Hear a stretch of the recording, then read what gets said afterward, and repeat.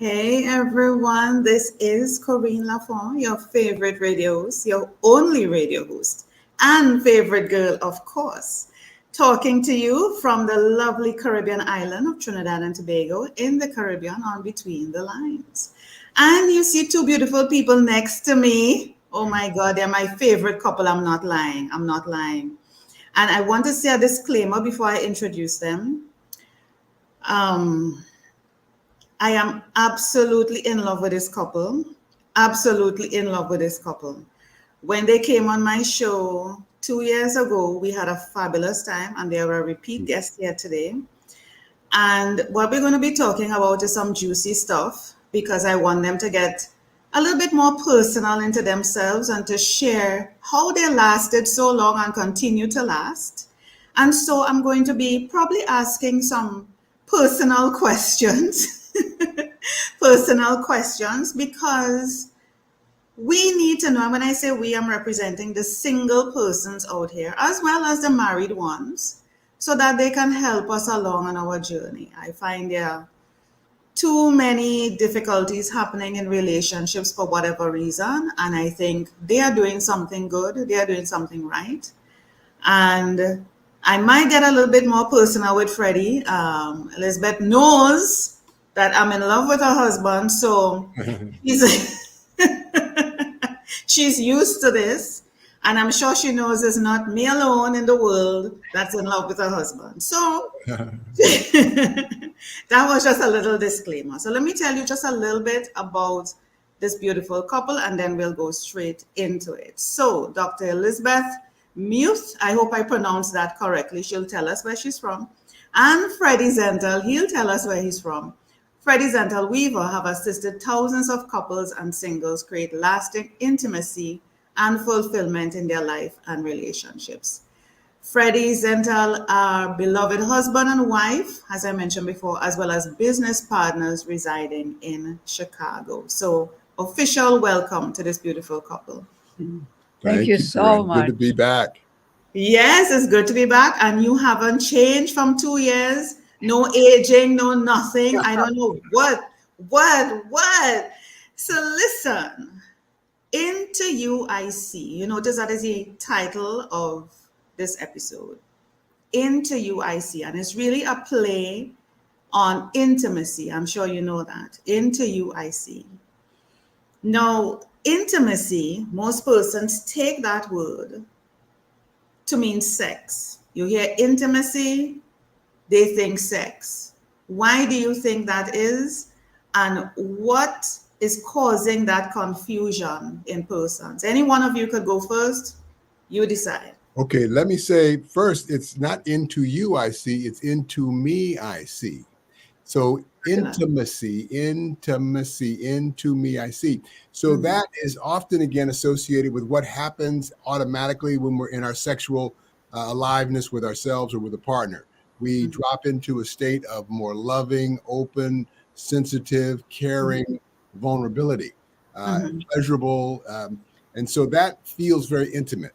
And so what we're sharing is that actually becomes a way of listening and being in our life outside of the sexual as just a foundation of coming from a place.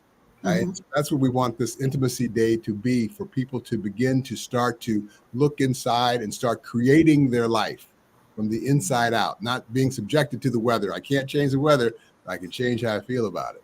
Yeah, you know, it's rather curious, Corine, that I cannot actually intimately connect with Freddy if I'm not intimately connected with myself. Awesome. It's impossible. When I'm angry, the last thing I want to do is connect intimately with Freddy. So I want to recalibrate myself. And there are very particular practices one can learn. They are based in the tradition of Tantra, where we connect more deeply, first and foremost, with our heart. Because there is where intimacy emanates from, intimacy and love. And then I can share this with my beloved, or I can share it with a child. Now you brought up the sexual intimacy. We distinguish different forms of intimacy. There's emotional intimacy, there's mental intimacy, there's spiritual intimacy, there is sexual intimacy. And what we like to do together is really that we become integrated of my physical, sexual, emotional, love, mental, and spiritual self. So that can all move like this instead of being compartmentalized. I love that. And thank you so much, Freddie, for correcting me on that. I don't know if it's really a correction, but thank you. Yeah. I do believe that you are right. But I also think that it's also into you I see. I believe and I agree with you that into me is important. But say, for example, I'm getting into a relationship with someone. Mm. We don't see the other person. Mm. Sometimes we don't see what that man has gone through, what that woman has gone through in order to know how to approach the other person. And Mm. even though I have worked on myself and I have a relationship with myself, I should be in a place spiritually, physically, mentally, emotionally, etc., to be able to see that other person. So, yes, Freddie and Elizabeth, I have to have that intimate relationship with myself in order to see somebody else Yes. and to know how to approach them. So I think it's a nice meshing, a nice dance Yeah. of both. Into me, I see, and into you, I see. Yeah. I think you're right, Corine. I think it's a both and. It's a yes and. Absolutely. Yeah. Yeah. And How did you two do it when you met? First to begin, where are you from, Elizabeth, and where are you from, Freddie? Yeah. So I was born and raised in Germany and came to the United States in my late 20s to do postgraduate work in music. Then went on to get a doctorate in education. And then a few years later, I became a management consultant. And Freddie, darling? yeah, we met 23 years ago here in Chicago, and I was first introduced to these practices that we teach mostly at a very young age of 13 years old. My father was a practicing psychiatrist and very evolved. And I was this kid coming into my puberty, and he gave me a book to read on how to integrate sex and meditation, sexual meditation. So I At 13, yeah, Freddie, at 13. your father is he still alive? No, he passed away about 2 years ago at 95 in bed. We should all be so lucky. And I learned so much from him and was so honored and privileged and fortunate to have had him as a mentor, a father, a friend. Yes, Yeah. yes, that is something we miss. You know, we wish we had fathers like that to Oh, groom the men. I was actually having a conversation with, well, I'm always having this conversation with my female friends. What's happening to the men in our community, you know, in the world? It's like women are so far ahead of them. They haven't matured they still need to grow up. yes, And yes. so we are meeting them as grown physical men, aged men, and it's like we have to grow them as their parent. Yeah. And we are not into that. What's happening? Well, I just had a men's workshop last weekend, and lucky enough, I had two guys in there that were 16 years old. Their fathers had sent them to do this work. And, the maturing of the man in terms of the energetic sexual self is where it begins because, we, for as men, are kind of socialized to show two emotions. That's, excuse my French, fucking or fighting. You know, Say it, Freddie. Say it.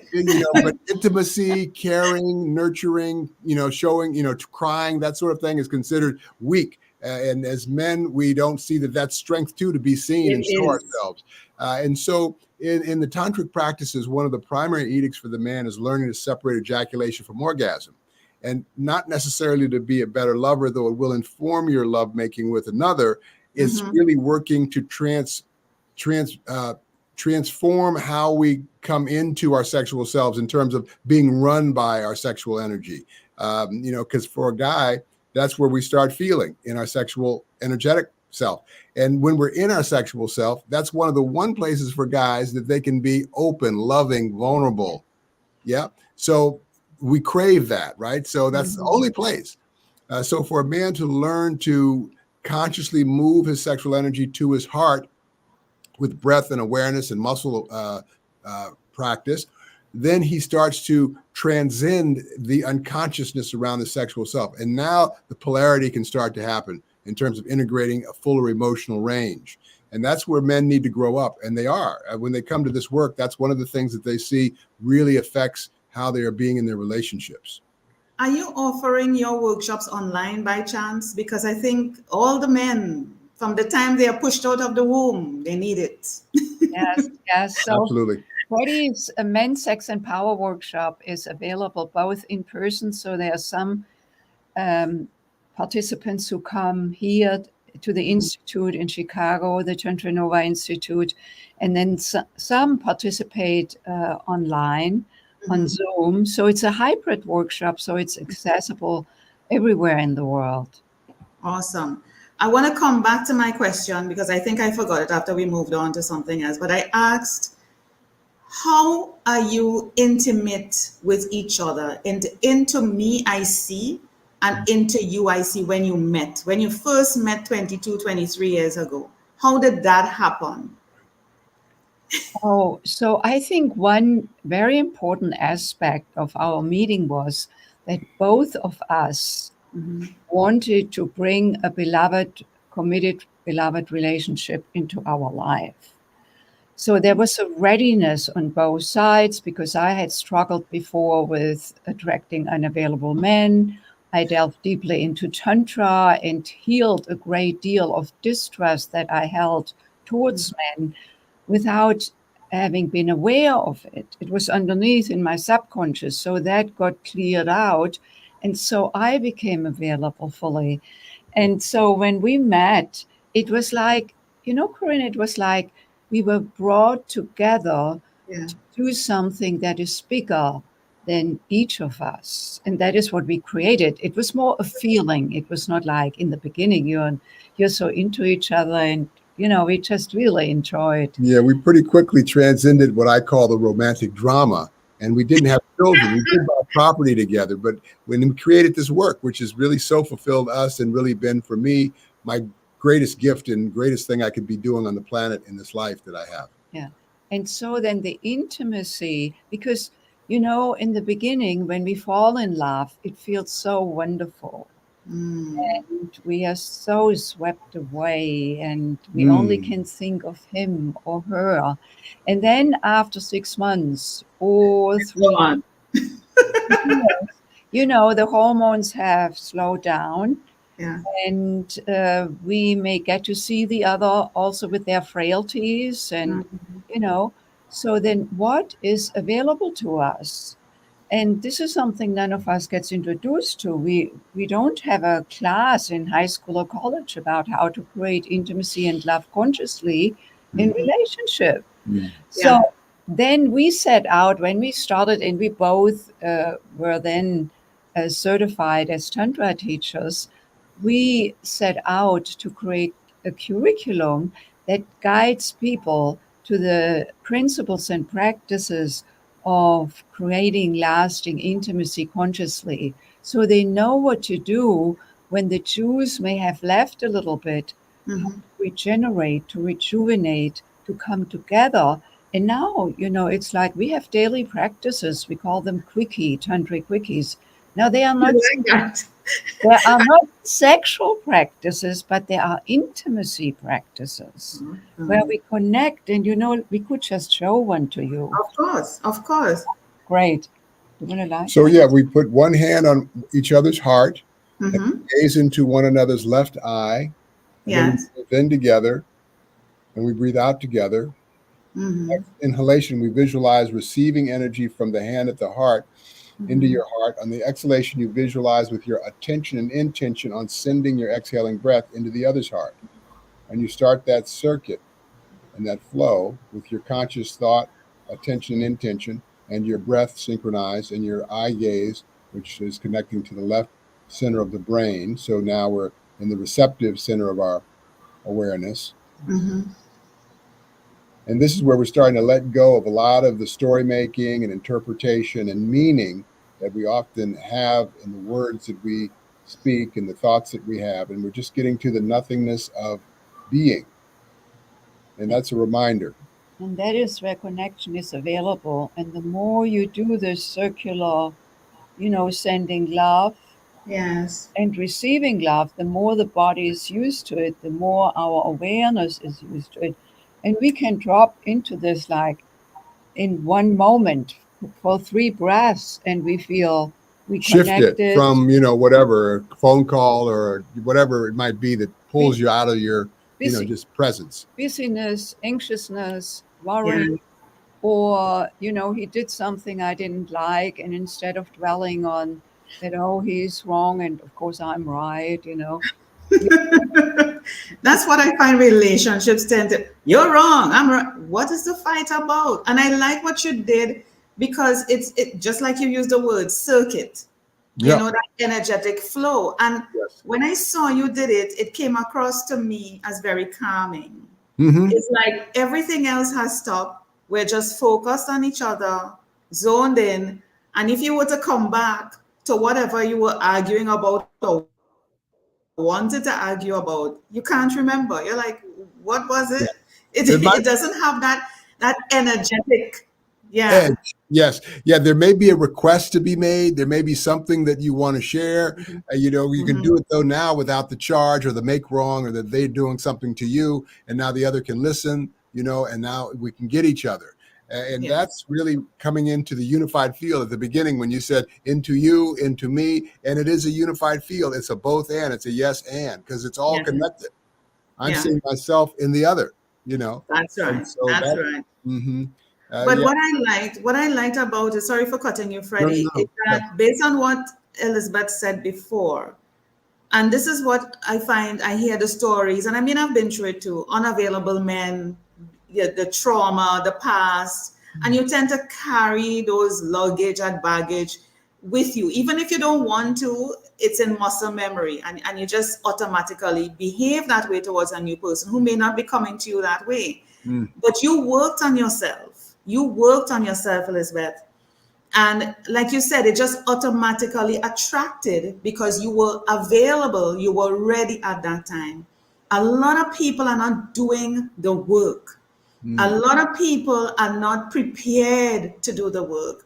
I think fear is holding us back. I think fear is holding them back from actually raising the dead, getting Lazarus awake again, and facing him and say, I see you, I acknowledge you, thank you for showing up, learn the lessons from it. They are afraid. Yeah. And we have to face those, or else because they don't even realize they're in a cycle. They're running from one person to the other. It's a different shape, color, size, but it's the same thing, just appearing in a different shape, body, color, form. And they're not realizing it's just a cyclical type of, downward spiral. And they're just so not aware of it. And this happens on both male and female. How can we get persons Yeah. to learn to first love themselves, Yeah. to have a relationship with themselves, to There be you go. intimate with themselves in order to attract the person that they want for themselves? Yeah. How? Yeah, that is such, you said this so beautifully. Mm. The circular way of our being, the habitual way of being. Here's one thing, because we don't do this on purpose. Mhm. We call it a blind spot, a cognitive blind spot. And a great way of noticing where there may be a blind spot is when we look at what we say we want and what we get. Hmm. If there is a gap, there is something off in not in our intentionality, but what may be underneath that we cannot see. This is why we call it a blind spot. And so you can think of it like this. When I put this in front of me, we cannot see you, and Mhm. you cannot see us. Right. Now, what about if it was me who has the blind spot, could identify what that little cloth is and remove it? Voila. Now I Mhm. see you and you can see me and Freddie can see me, you know? But it starts over here. And that was the huge awakening for me, because I Yeah. had done quite a bit of work on myself already before I, dropped into Tantra. But there was something missing that I hadn't looked at, and I didn't even know how to look at it, because I had done therapy, I had done transformational programs and seminars and all kinds of stuff. And of course, I stood on those shoulders, but there was still something missing in terms of intimacy and love. And that is what the tantric practice opened up for me, because there we don't resolve it linguistically or through talking. We tap into our body, into Yeah. our sexual self, into our emotional self as a unity. And what opened up for me there was that I discovered that distrust towards men. And I was not running around like a distrusting bitch. I was very charming 25 years ago. But Still charming, still charming. Yeah, I want to add to this because this is the core for all of us as humans. We all come from the same blueprint in that Yeah. we remember what has happened to us our whole lives from the beginning, from the womb. It starts out in the womb. It's great womb service. We're floating around. It's beautiful. No problem. Then we're born. Whoosh, some guys are getting their wee-wees cut, whacked on the bottom, bright light. Then life happens, good, bad, happy day, all this stuff. And then we get to a point in our life where we want to create something that's never been before. And so, but we create what we have learned. If it was, relationships, seeing our folks divorce and fight, then we've always had that. But now we have this vision that we could have a life different from that. But That's we right. still look into the world from that old clay, from that imprint. So to shift that is first of our imagination, first beginning to believe that we can create something new. And then shifting this clay that we're looking into the world from. And that's where the tantric practices are so powerful, because we can learn so much linguistically. Thank you for helping me see that I fight with my wife because I fought with my mother, blah, blah, blah. Okay. Yet how do I shift it energetically and neurosynaptically? So with the tantric practices, we're working with the sexual intelligence in terms of the altered state of consciousness that happens when we're in the sexual, whether we're working with someone or with ourselves. We're more open, loving, vulnerable, receptive. Chemically, we're changed, more endorphin, serotonin, oxytocin, the feel-good hormone. So we're in an altered state of consciousness, more unmasked and available to this subconscious stuff that we don't see energetically, emotionally, and story. So when you go into it as a meditation, the way we teach it with breath awareness, energy awareness, and intention, like I want to create, in the example, a beloved that I don't fight with, or I want to stop fighting with my beloved, then we start to get in touch with some of that old story and belief and energetic automaticity. And we can start in that unmasked vulnerability of the sexual.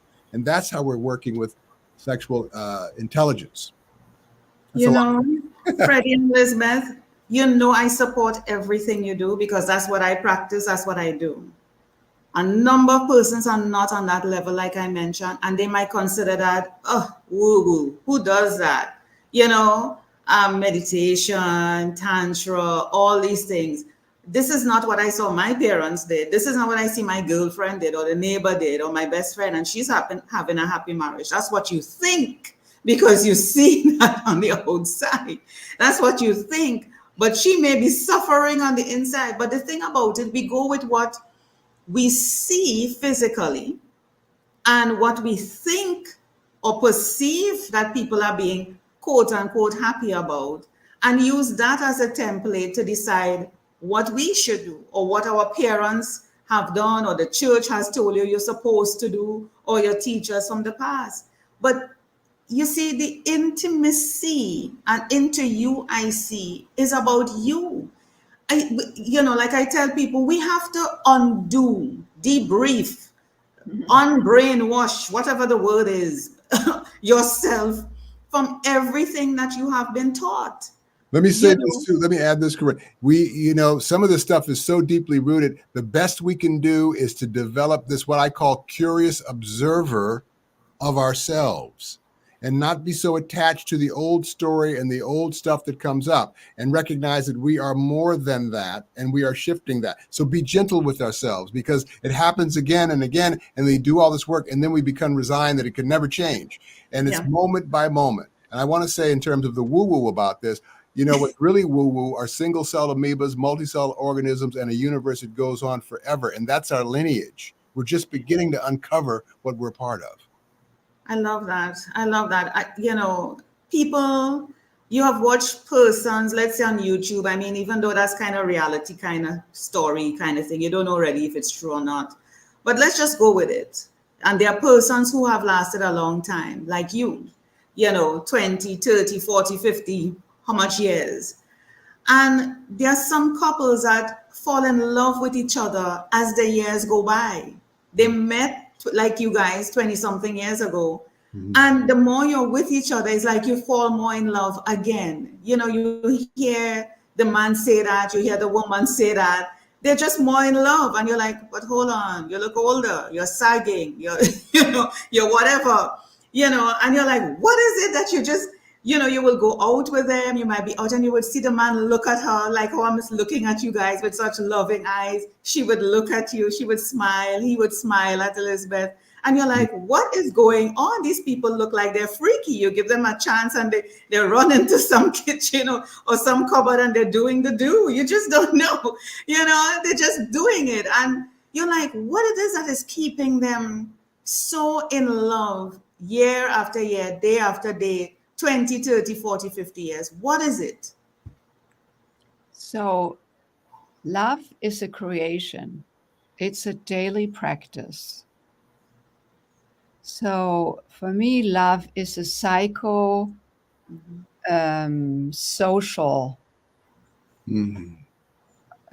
phenomenon. Yeah. It's my love. It's not I love you so much. And that needs to be reflected in my behavior, in my actions. Otherwise, there is this gap again, So, and this is a cultivation. Like, Corine, we have to practice things. And I don't mean just with each other, also with oneself. Yeah. Because, there are shadows that no matter what age we are, we get to see if we are willing, and no better place to get triggered than in a relationship. For sure. You are familiar with that, apparently. So that is, and the trigger is the opportunity, because as long as I feel triggered when Freddy does something or doesn't do something, it's the trigger lives over here. I'm not saying that he does something he could alter, but the emotion lives over here. He doesn't. The charge. The upset. The emotion never gets produced by another. It's not possible. It's my nervous system over here. So I feel it. And I'm the only one who can have mastery over her emotions. It's nobody else. So that's the work. And that's an ongoing work, I believe, until we leave this planet. And so we both have dedicated ourselves to ourselves, like each of us to oneself, to really be very vigilant. How we feel, how we express ourselves, is that contributing to the love connection, or is it contributing to some unresolved anger from when I was 5 years old? This is a practice of self-awareness that we all can engage in. It's just a matter of having a couple of tools to do it. Yeah. And we could share something with you that would help everybody listening. Of course. Let's do this. So it's... it's self-awareness, and that needs to come with a deep commitment to oneself. You earlier said, Corine, like that self-love. Loving myself is also to be rigorous with myself and learn how to move with my emotion and learn how to alter my emotion because I say so. And that requires a tremendous commitment, particularly in the moment when I would just want to fly off the handle because I'm so self-justified. I'm not saying that something happened that was perhaps not just, but it's not the outside. I want to shift over here once I'm back in my grounded place where I can listen to myself, where I then can listen to Freddy. That opens the conversation. there I can say, darling, when you did this just now, I really felt not considered. Very different than you always do You this. make me feel. Yeah, Yeah, yeah, yeah. that's a practice that, of course, is an individual practice, and it's a wonderful practice to have it in couplehood. I also want to be very clear that the tantric practice is not just for couples. I started by myself as a single person because I wanted to delve into myself and see Of something, course. you know, and that opened up the relationship with Freddy, that Freddy could come, or that I was open for Freddy to come into my life. So it's actually applicable to all of us because it's part individual practice, and then when we are in relationship, it's also other part couple practice.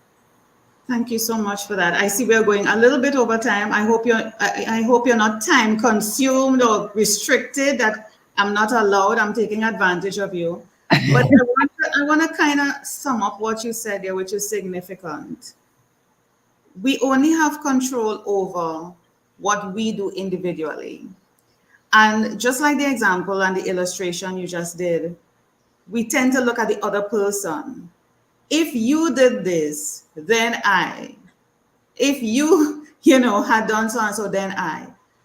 It's you only have control over you. You can't keep looking at the person. And I keep hearing a number of persons in relationship use those words and phrases. He's supposed to do this. She's supposed to do that. If she had done so and so, then and I'm like, oh my God, are you listening to yourself?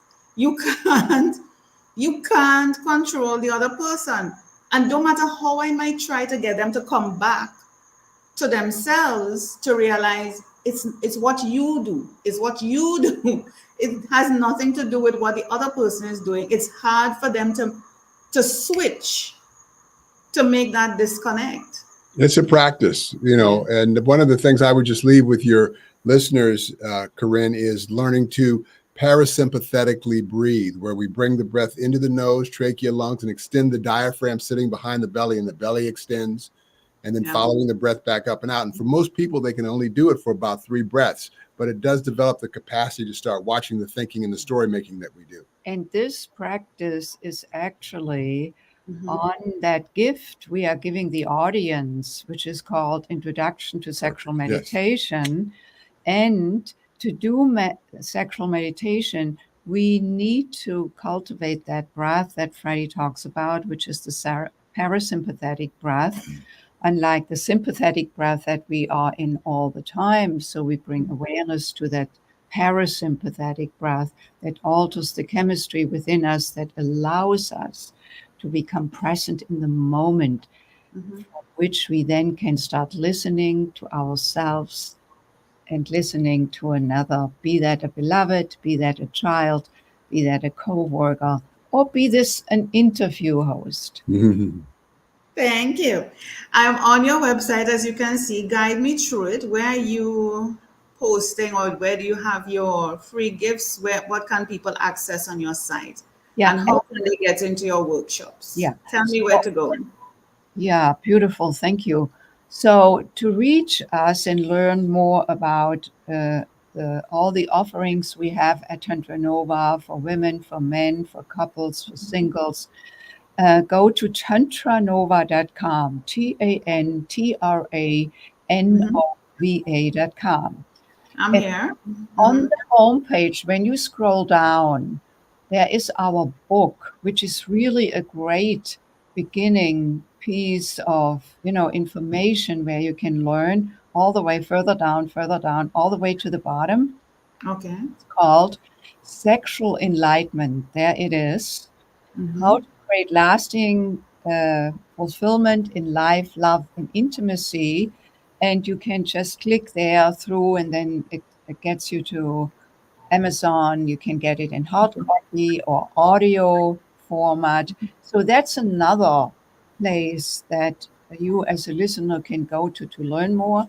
And then thirdly, I will send you a link, Corine. You could put it, actually all these links, I will resend them.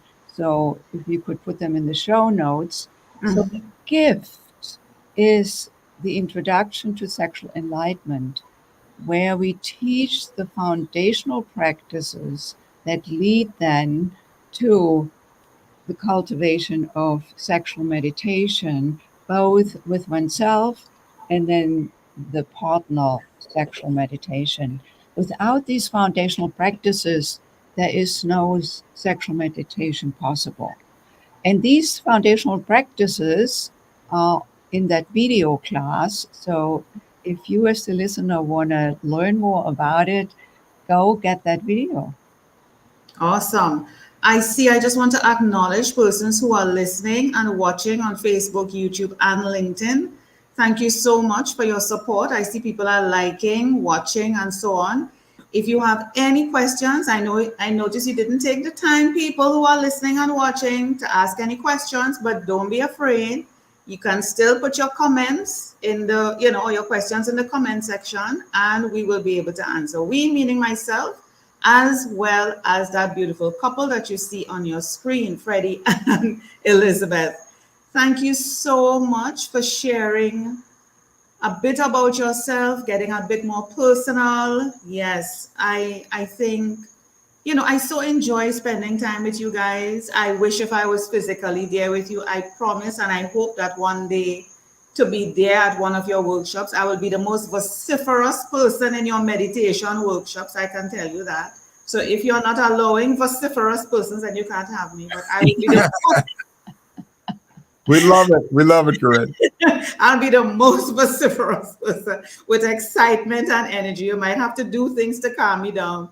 But thank you so much for sharing about yourselves, about your relationship, about what we need to do as women and men individually before we come together as a couple and to build a life together in our relationship and to bring children into that as well. I thank you so much. Any final words before you go? Keep owning your life and taking responsibility for your upsets. I love that. Keep owning your life and take responsibility for your upsets. I had to repeat it for everyone, including myself. Thank you so much, guys. It's been a pleasure. Thanks, Corine. Thank you.